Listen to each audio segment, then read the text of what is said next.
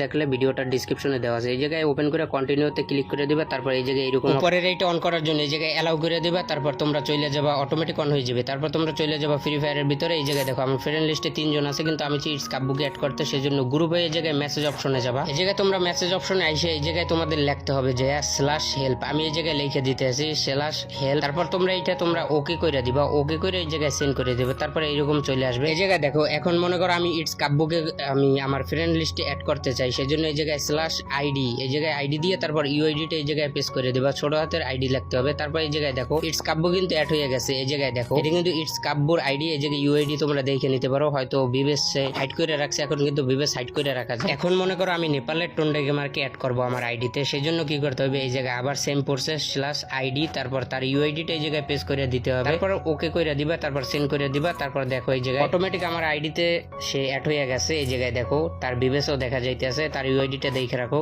যদি আইডিটা তোমরা কপি করে রাখতে পারো, পরবর্তীতে তোমাদের লাগতে পারে। এছাড়াও তোমরা যদি ইমোট তারপর গান স্কিন তারপর যদি তোমরা ড্রেস আপ এগুলো নিতে চাও, সেই জন্য তোমাদের যে ওই যে ডাউনলোড প্যাকেজ আছে ওইটা তোমাদের ফুল ডাউনলোড করতে হবে। তাহলে এই জায়গায় দেখো এই জায়গায় ফুল এইটা ডাউনলোড করতে হবে, তাহলে তোমাদের আইডিতে ওইরকম সবকিছু দেখাইবে।